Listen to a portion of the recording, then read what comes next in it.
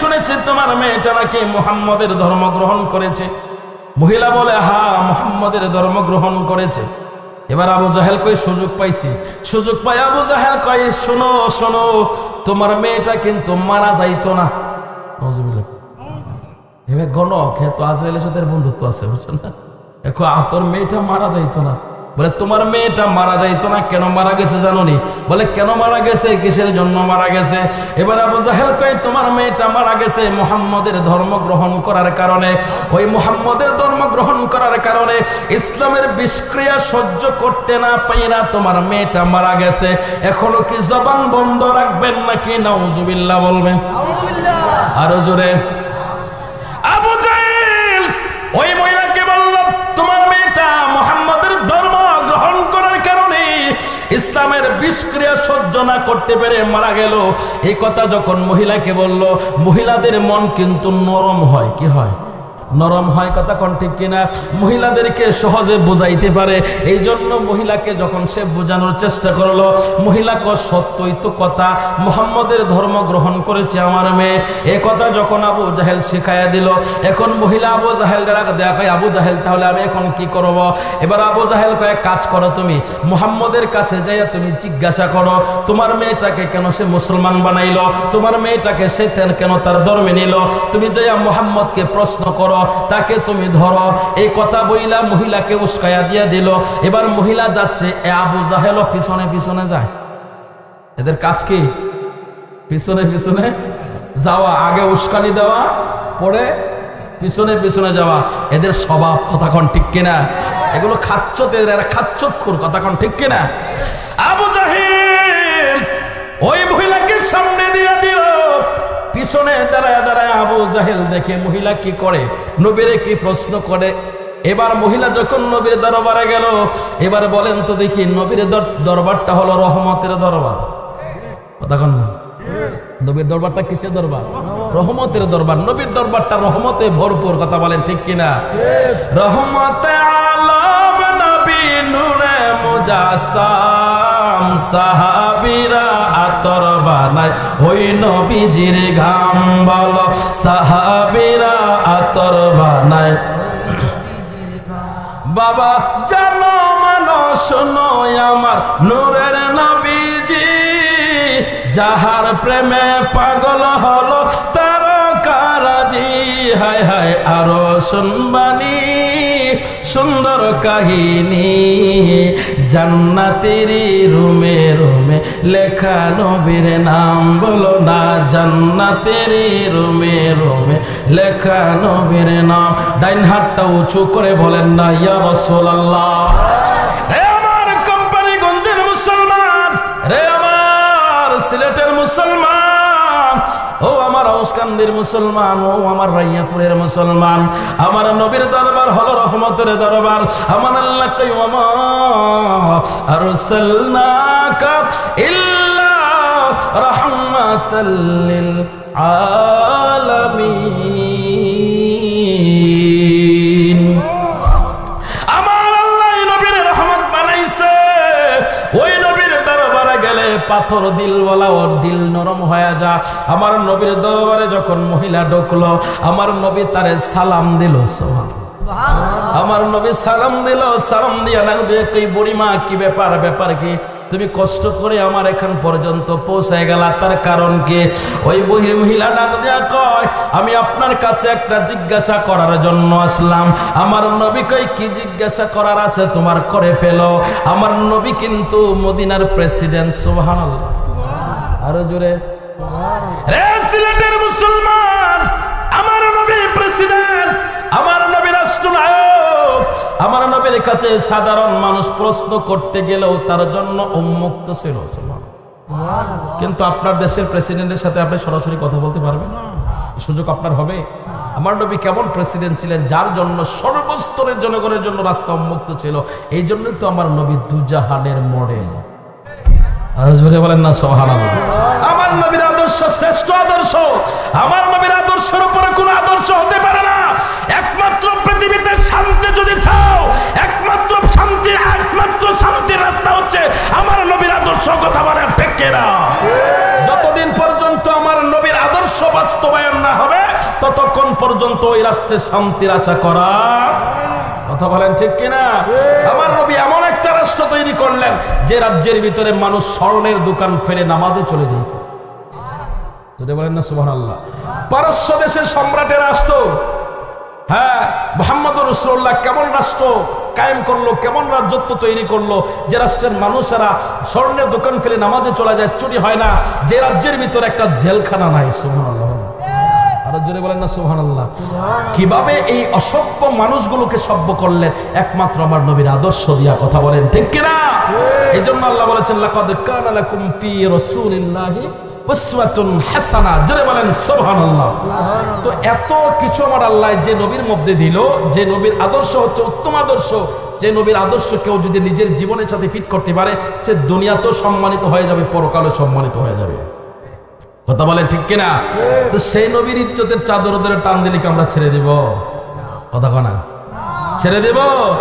তুমি ডক্টর না ফক্টর সেটা তো আমরা দেখবো না, আমার নবীর শানের চাদর ধরে টান দিবা, তোমার ডক্টরগিরি থাকবে না। কথা বলেন ঠিক কিনা? সাবধান, সতর্ক। আমার নবীর সামনে কথা বলার আগে হাজারবার চিন্তা করবা। কথা বলেন ঠিক কিনা? আমার নবী মহিলাকে সালাম দিল, সালাম দেওয়ার পরে মহিলা সালামের জবাব নিল, জবাব নেওয়ার পরে এবার মহিলা বলতেছে আমার একটা জিজ্ঞাসা ছিল। আমার নবী কই কি জিজ্ঞাসা তোমার? এবার মহিলাটা রাগ দেয়া কয় হুজুর, আবু জাহেল বলেছে আপনার ধর্ম গ্রহণ করার কারণে ইসলামের ভিষ্ক্রিয়া সহ্য না করতে পেরে আমার মেয়েটা মারা গেছে, এর জন্য আমি আপনার কাছে জিজ্ঞাসা করতে আসলাম। আমার নবী ডাক দেয়া কই বুড়িমা, বুড়িমা তোমার মেয়েটা কোন জায়গায় দাফন করেছো, চলো আমি তোমার মেয়ের কবর জিয়ারত করতে যাব। আরো জোরে জোরে বলেন, কি করতে যাবে? জোরে বলেন না। জিয়ারত করতে যাবে। এখন জিয়ারতের বিরোধিতাকারী মৌলবী সাহেব আছে না নাই? কথা বলেন না। ভাই জিয়ারত নাকি হারাম, শিরক, বেদাত, নাউজুবিল্লাহ বলেন না। সব দাঁত হেদেরই আল্লাহ মুখে দিয়েছে, আমরার কোনো দাঁত নাই। কথা কোন ঠিক কিনা? বেটা তোর দাঁতে ফুকে ধরবে। কথা কয় না? তোর দাঁত ফুকাই খাবে বেটা, আমাদের দাঁত ফুকাই খাবে না, কারণ আমরা নিয়মিত ব্রাশ করি। কথা বলেন না ঠিক কিনা? বলেন কই জিয়ারত জায়েজ নাই, আমার নবী কই আমি জিয়ারতে যাব। নবী যদি জিয়ারতে যায়, আল্লাহ বললেন লাকাদ কানা লাকুম ফি রাসূলিল্লাহি উসওয়াতুন হাসানাহ। নবীর আদর্শ হলো তোমাদের জন্য আদর্শ, নবী হলো তোমাদের জন্য মডেল। নবী যখন আদর্শ দেখাইয়া গেছেন, নবী যখন জিয়ারত করেছেন, তোমার আমার জন্য ইশারা ইঙ্গিত হয়ে গেল আমার নবী জিয়ারতের পক্ষে ছিলেন, আমরাও জিয়ারতের পক্ষে আছি। আমরা কোরআন হাদিস মেনে জিয়ারত করি। এই জিয়ারতকে যারা শিরক বলবে, বেদাত বলবে, হারাম বলবে, আমরা বলবো এই সমস্ত আলেমদেরকে জুতা পিটা করা হোক। কথা বলেন ঠিক কিনা? তোর মতো মৌলবীর মুখে আমরা থুতু মারি। কথা বলেন ঠিক কিনা? আর তোর মুখে থুতু দিলে হবে না, থুতুর অপমান হবে। কথা কন ঠিক কিনা? কারণ তুই টুপিওয়ালা বাটপার। টুপি ছাড়া বাটপারি করলে ওর একটা লেভেল আছে, টুপি পাঞ্জাবি পরে যখন বাটপারি করবে ওর লেভেল নাই। কথা কন ঠিক কিনা? ওরে থুতু দিলেও থুতুর অপমান হবে। কথা কন ঠিক কিনা? এই জন্য সাবধান করে দেয় আমার নবী কয় আমি তোমার মেয়ের কবর জিয়ারতে যাব। সুবহানাল্লাহ। আমি কিন্তু গাল গল্প শোনাচ্ছি না আপনাদেরকে, এটা হাদিসের আবারত আপনাদেরকে শোনাচ্ছি। আমার নবী ডাক দিয়া ওই মহিলাকে বলে বুড়িমা আমি তোমার মেয়ের কবরটা জিয়ারত করব, তুমি আমারে নিয়ে যাও। সুবহানাল্লাহ বলে। আমার নবী রহমতের নবী ওই বুড়ি মহিলার সাথে কবরের দিকে রওনা হলো। এই দিক দিয়া পিছনে পিছনে আবু জাহেল লুকায় লুকায় দেখে। আবু জাহেল কি করে?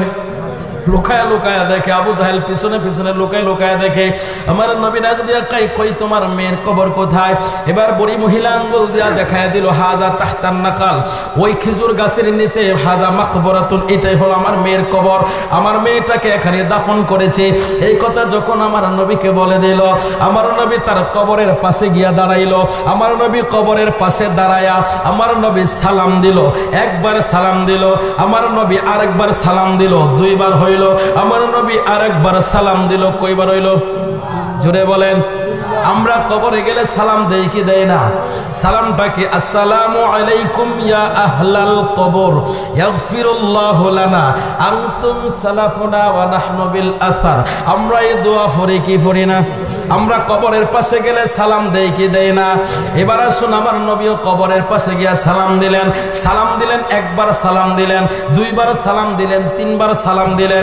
আমার নবী কেন তিনবার সালাম দিলেন এটা আপনারা শোনার দরকার আছে না নাই? শোনার ইচ্ছা করেননি আপনারা? শুনবেন? কে কে শুনতেন না তুলেন? আপনারা মনে হয় আমার ভাষা বুঝেন না, বুঝেন? মাশাআল্লাহ, আপনারা সিলেটি মানুষ, সব দিক দিয়ে ফার্স্ট ক্লাস। আমার হালিম ভাই আজকে যে খাউন দিছে, এই খাউন অনুযায়ী তো আজকে ওয়াজটা একটু বেশি করা দরকার।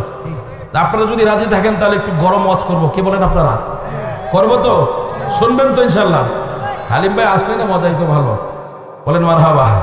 এ বেচারা সমস্ত মানুষের মেহমানদারি করতেছে, আল্লাহ কবুল করুক, আমিন বলেন।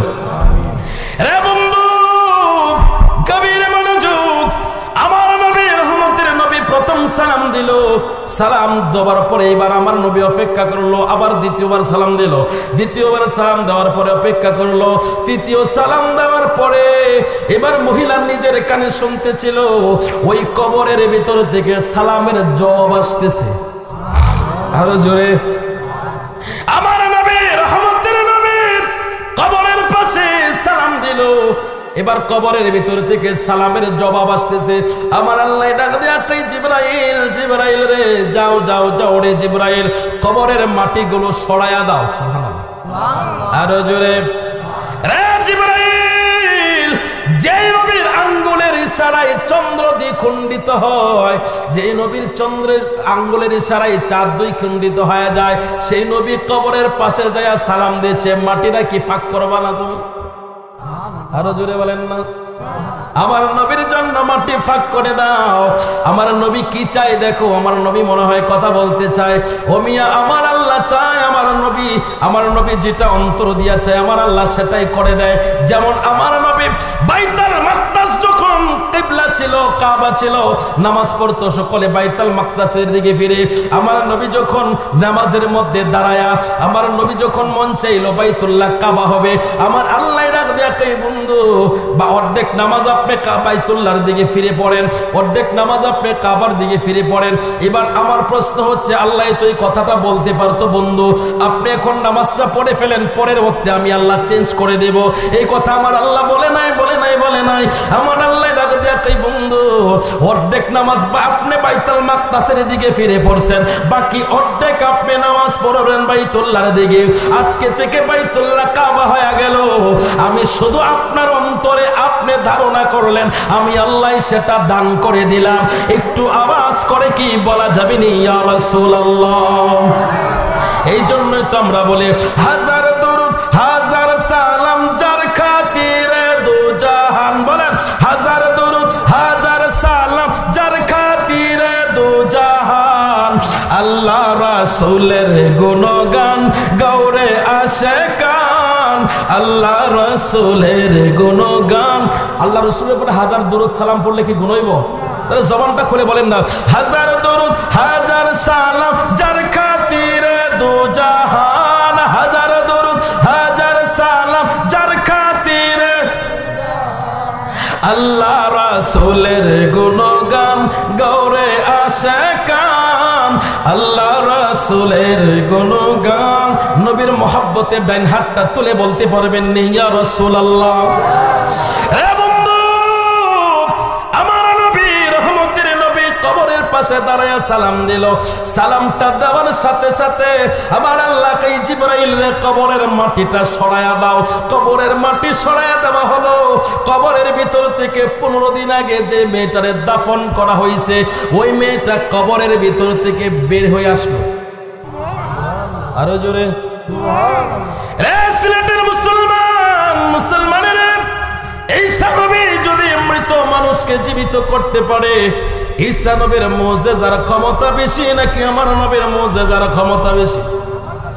আমার নবীও কবর থেকে মানুষ জিন্দা করতে পারে, কিন্তু এই বাটপার মৌলবীগুলো এগুলো প্রকাশ করে না, এই হাদিসগুলো বলে না, মানুষের সামনে বলে না। কিভাবে নবীর শানগুলো কমায়া রাখবো, এরা খালি ওই ধান্দায় থাকে। কথা বলেন ঠিক কিনা? ধান্দাবাজ বলবি, যতই ধান্দাবাজি করো না কেন, আমার আল্লাহ কয় রাফা'না লাকা যিকরাক। সুবহানাল্লাহ। ইযা যুকিরতু যুকিরতা মাই। সুবহানাল্লাহ। আল্লাহ কয় আমি আমার নবীর শানকে বুলন্দ করেছি। আবু জাহেল হাজার চেষ্টা করেছে, থামায় রাখতে পারে না। আবু জাহেলের সন্তানেরা হাজার চেষ্টা করবে, থামায় রাখতে পারবে না। আল্লাহ কয় বন্ধু, আমি যতদিন আছি আপনার শান ততদিন থাকবে। আরো জোরে বলেন না সুবহানাল্লাহ। রে বন্ধু, আমার নবী রহমতের নবী কবরের পাশে যখন দাঁড়ায় সালাম দিল, কবর থেকে মেয়েটা যখন জীবিত হয়ে আসলো, মেয়েটা যখন জীবিত হয়ে কবর থেকে বেরিয়ে আসলো, বেরিয়ে আসার পরে আমার নবী বললো আমি তোমারে 3 সালাম দিলাম, কেন তুমি প্রথম সালামের জবাব দাও নাই? মেয়েটা ডাক দিয়া কই ইয়া রাসূলুল্লাহ, গোস্তাকি মাফ করবেন, ক্ষমা করবেন গো নবী। হুজুর আপনি যখন আমারে প্রথম সালাম দিলেন, হুজুর আমি সালাম শুনতে পাই নাই, কারণ আমি ঘুমিয়েছিলাম। আরে জোরে আমার নবী ডাক দিয়ে কই দ্বিতীয়বার সালাম দিলাম, ইয়া রাসূলুল্লাহ দ্বিতীয় সালামের সময় ফেরেশতা এসে আমাকে ডাকলো। সুবহানাল্লাহ। আমাকে আল্লাহু আকবার আলোচনা করতে তো তাকবীর পড়ে, তাকবীর পড়ে, মারহাবা মারহাবা মারহাবা, সবাই বলেন মারহাবা। পাগলা এশক উঠে গেছে। আলহামদুলিল্লাহ। রে বন্ধু, আমার নবী ডাক দিয়ে বলে আমি তোমারে দ্বিতীয় সালাম দিলাম। কয় হুজুর দ্বিতীয় সালাম যখন আপনি দিলেন, তখন ফেরেশতা এসে আমার কবরের পাশে আমাকে ফেরেশতা ডাকতেছে, রে আল্লাহর বান্দি তাড়াতাড়ি জাগো, তাড়াতাড়ি জাগো।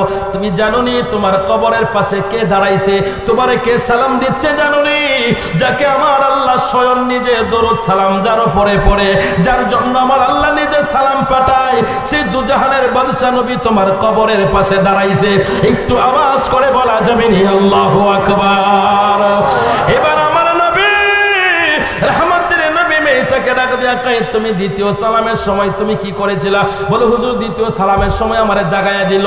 তৃতীয়বার যখন সালাম দিলেন গো নবী, আমি ঘুম থেকে উঠে আপনার সালামের জবাব দিলাম। আমার নবী এবার মেয়েটার মার দিকে তাকাইলো।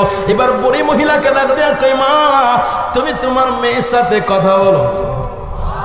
আরো জোরে বলেন না সুবহানাল্লাহ। 15 দিন আগে মেয়ে মারা গেছে, বলেন কি 15 দিন পরে এখন মেয়েটা যখন জীবিত হইছে, ওই মেয়ের সাথে মা হইলেও কথা বলতে ভয় লাগবো কি লাগবো না?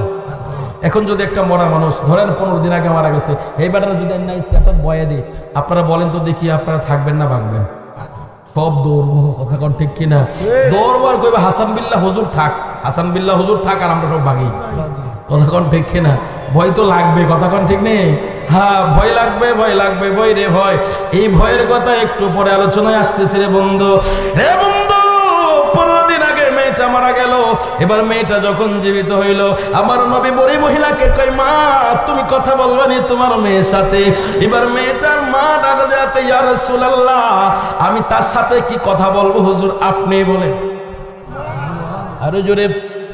এবার বৃদ্ধ মহিলা ডাক দিয়ে কয় ইয়া রাসূলুল্লাহ নবীজি আমি কি কথা বলবো, কি কথা বলবো?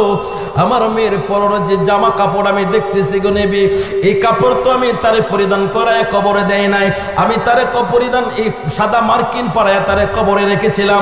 ইয়া রাসূলুল্লাহ আমি তার এত দামি পোশাক আশাক দেই নাই, এখন তার পরনের মধ্যে যে পোশাক আমি দেখতেছি, ওই পোশাক যদি বিক্রি করা হয় আমার জীবনের যা কিছু আছে অর্থাৎ গোটা আরব জাহানটা বিক্রি করলেও এই পোশাকের মূল্য হবে না।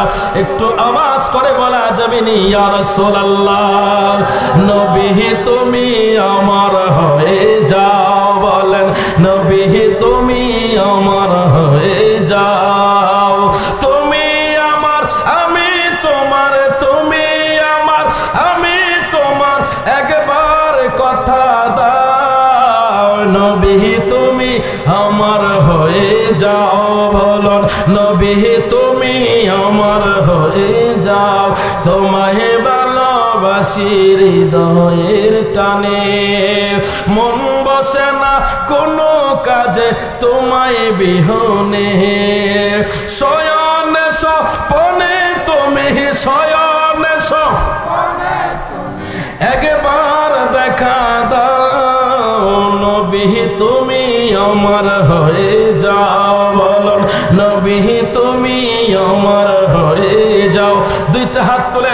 দেখায়া বলেন ইয়া রাসূলুল্লাহ, রে বন্ধু আমার নবী ওই বৃদ্ধ মহিলাকে ডাক দিয়া কই, মা তুমি যদি চাও এখন তোমার মেয়েটাকে আমি ফেরত নিয়ে আসতে পারি। আরো জোরে বলেন না সুবহানাল্লাহ।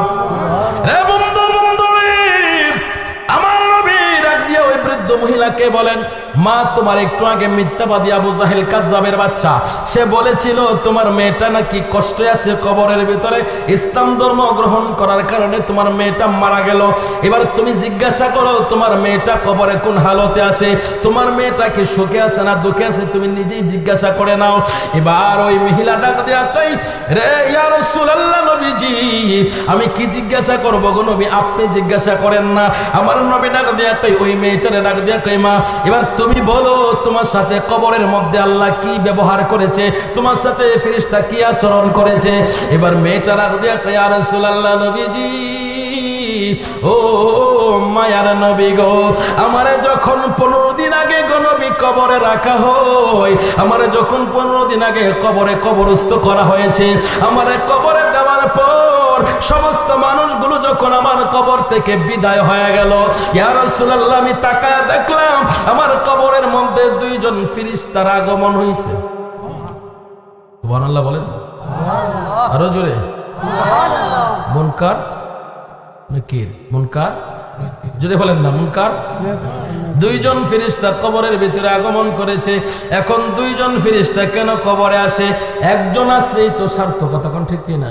2 জন আসার পিছনে কারণ কি? 2 জন আসার পিছনে কারণ হচ্ছে একজনে প্রশ্ন করে জবাব নেব, আর একজনে আমার নবীর আশিক উম্মত যারা হবে তাদেরকে সাহায্য করবে।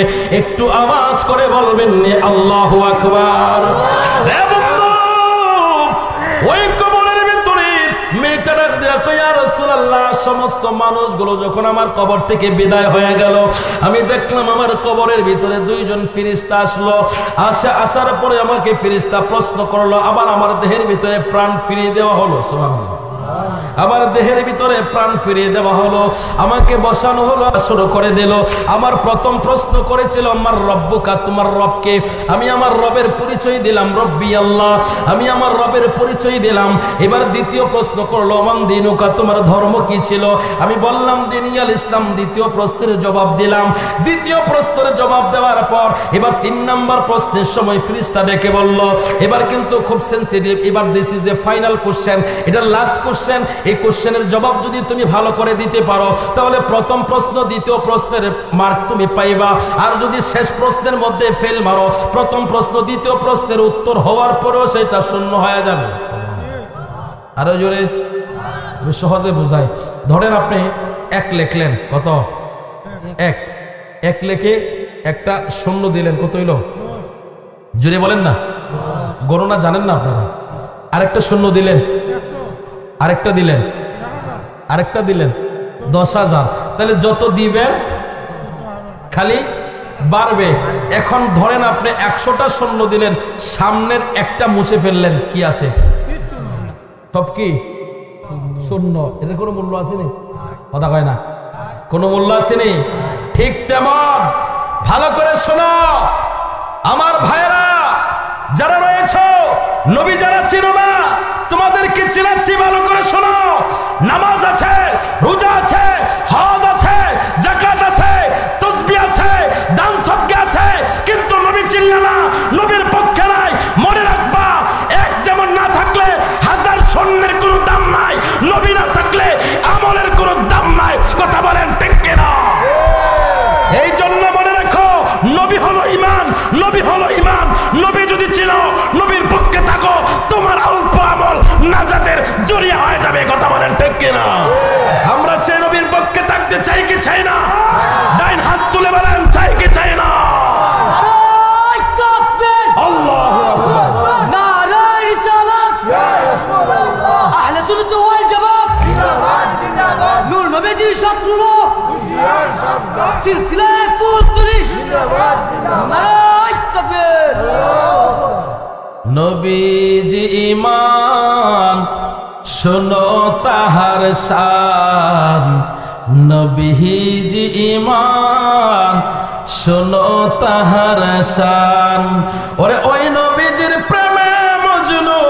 ওই নবীজির প্রেমে মজনু আল্লাহ সুবহান।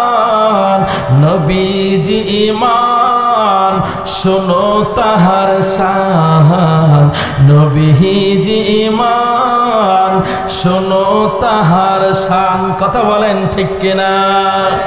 রে বন্ধু, আমার নবী রহমতের নবী, কামলেওয়ালা নবী কেমন জিনিস, এই কথাটাই আপনাদেরকে আমি বুঝাচ্ছিলাম রে বন্ধু। এবার কবরের ভিতরে ফেরেশতা বলে ফাইনাল কোশ্চেন তোমার কাছে করা হবে, ওই উত্তর যদি তুমি দিতে পারো প্রথম দুইটা প্রশ্নের মার্ক তুমি পাইবা, নাম্বার পাইবা। যদি শেষটা ফেল করো প্রথম প্রশ্নের কোনো জবাবের মূল্য থাকবে না। এবার ফাইনাল প্রশ্ন, ফাইনাল প্রশ্ন, এবার ফেরেশতা ফাইনাল প্রশ্ন করতেছে, এবার তুমি ভালো করে উত্তর দিবা, বুঝে শুনে উত্তর দিবা। গুম্বাদে খদ্রাত থেকে সব উত্তোলন করে দিয়া আমার নবীরে দেখায়া যখন ফেরেশতা বলবে মা তাকুলু লিহাযার রাজুল, ওই ব্যক্তিটাকে চিনো, তার সম্পর্কে তোমার ধারণা কি?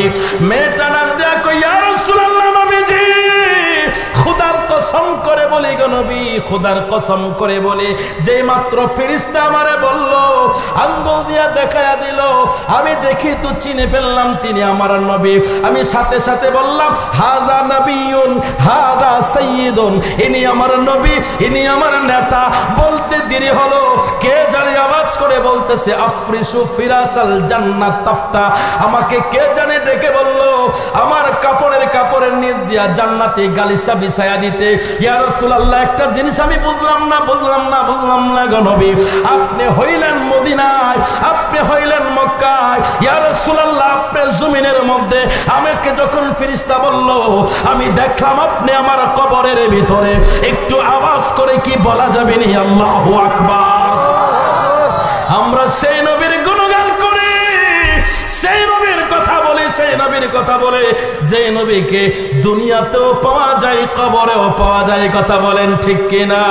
এই জন্যই তো আশিকরা বলে চিনলি না রে কপাল ফুরা নবী কেমন দনে, বলে চিনলি না রে কপাল ফুরা নবী কেমন দনে।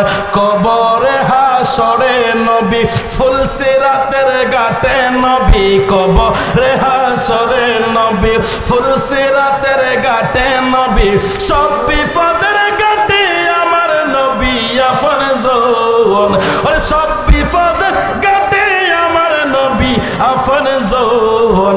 চিনলি না রে বেঈমানেরা নবী কেমন ধনে, বলেন চিনলি না রে কপাল ফুরা নবী কেমন ধন। কথা বলেন ঠিক কিনা? ওই কবরের ভিতরে ফাইনাল প্রশ্ন হচ্ছে নবী চিনা, নবী চিনা।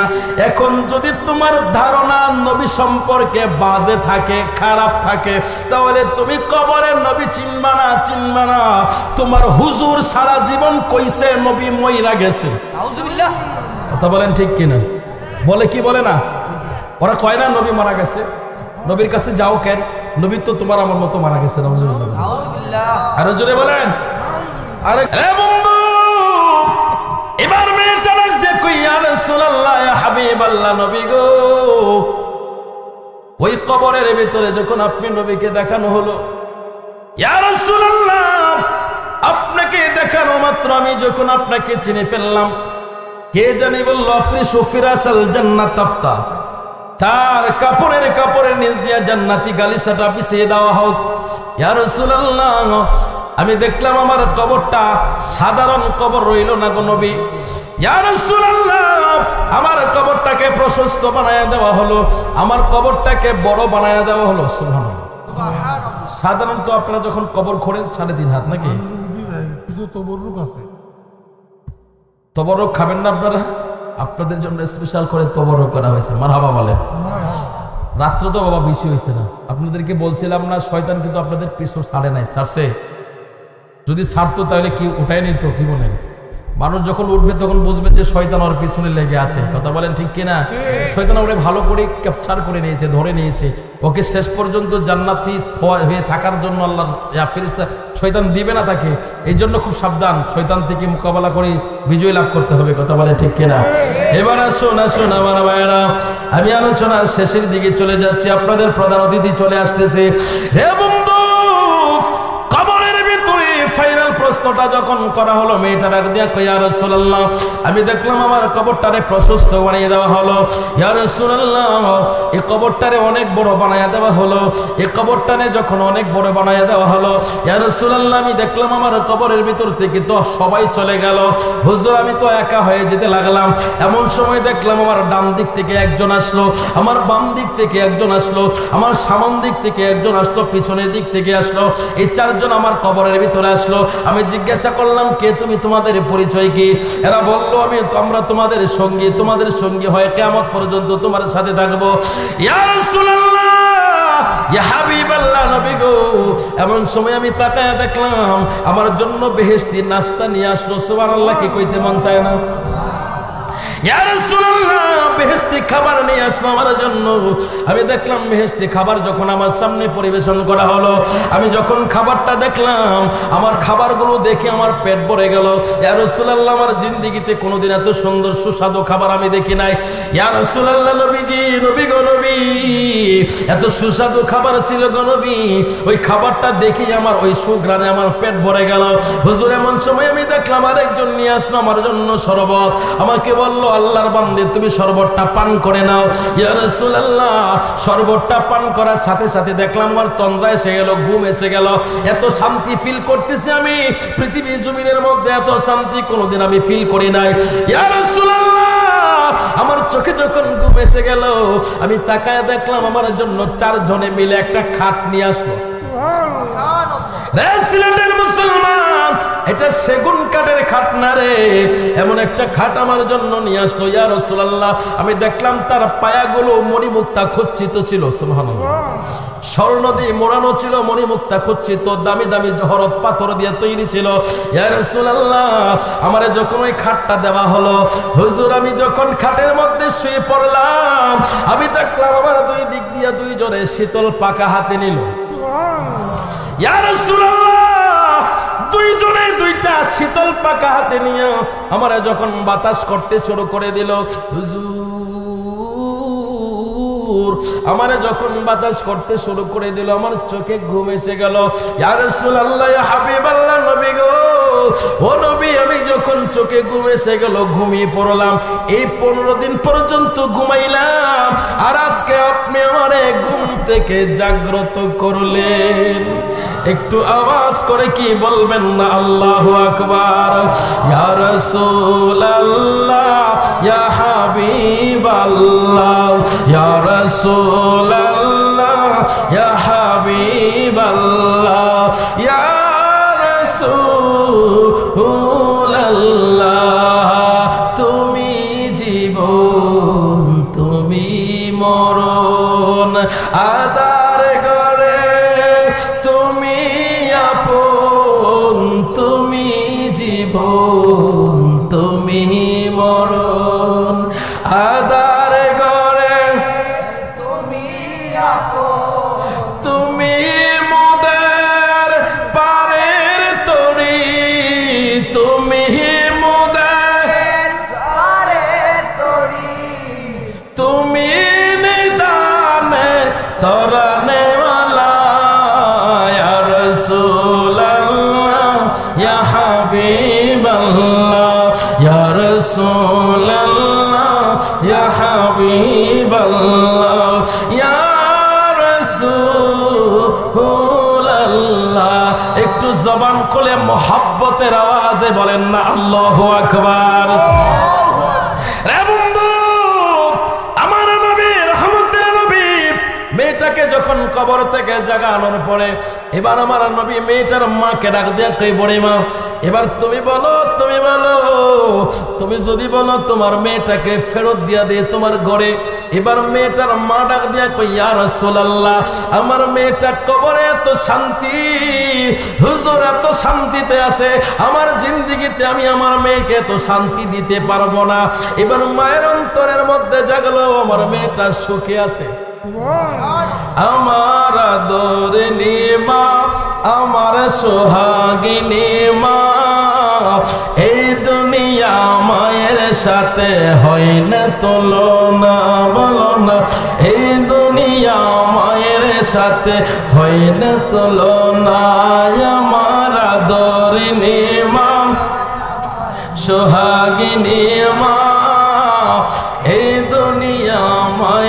সাথে হইল না।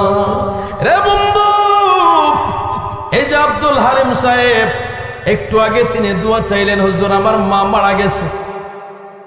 রে সিলেটের মুসলমান, রে রাইয়াপুরের মুসলমান, মুসলমান রে, ওই মা তো তোমার কবরে আছে, বাবা তোমার কবরে আছে। ওই কবরের ভিতরে শান্তিটা যেমন সত্য, শাস্তিটাও তেমন সত্য। কবরের ভিতরে আযাব হয় রে, কবরের ভিতরে আযাব হয়। যারা এই মাহফিলের মধ্যে বসে আছেন আপনারা তো জানেন না, আমি যে মাঝে মধ্যে আপনাদেরকে বলি সুবহানাল্লাহ বলতে, মাঝে মধ্যে বলি আল্লাহু আকবার বলতে। এই যে সুবহানাল্লাহ, আলহামদুলিল্লাহ, আল্লাহু আকবারের তাসবিহগুলো আপনারা পড়েন, এই সওয়াবগুলো কতটুকুন হয় আপনি জানেননি।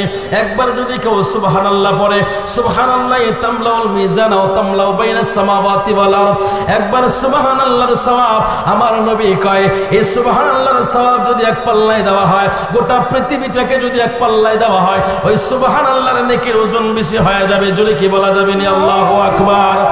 রে বন্ধু, এইভাবে যখন তাসবিহগুলো আপনি বসে বসে পড়েন, এই কুয়াশার ভিতরে, ঠান্ডার ভিতরে বসে বসে তাসবিহগুলো পড়তেছেন, এই সওয়াবগুলো আমার আল্লাহ এই ফেরেশতাদের মাধ্যমে প্যাকেট করে, এই প্যাকেট করে আমার আল্লাহ তাআলা প্যাকেজিং করে এই সওয়াবগুলো আপনার মা, আপনার বাবার কবরের মধ্যে পৌঁছায়া দিচ্ছে। ওখান থেকে তারা শান্তি পায়, ওরা শান্তি পায়, আপনার জন্য দোয়া করবে। এবার আপনি ভালো করে শুনে রাখুন, কবরবাসীদের জন্য দোয়া, কবরবাসীদের জন্য আপনি যদি দোয়া করেন তারা উপকৃত হবে, কিন্তু কবরবাসীরা যদি আপনার জন্য দোয়া করে সেটা আল্লাহ কবুল করবে। জোরে বলেন সুবহানাল্লাহ। আমি এমনি এমনি বলি না, এমনি এমনি বলি না, একটু আপনাদেরকে শোনাই, একটু ভালো করে শুনেন। একজন আল্লাহর ওলি, ওনার নিয়ম ছিল উনি যখন কবরের পাশ দিয়ে যাইতেন, উনি কবরের পাশে দাঁড়ায় তিনি দুরূদ সালাম পড়তেন, জিয়ারত করতেন।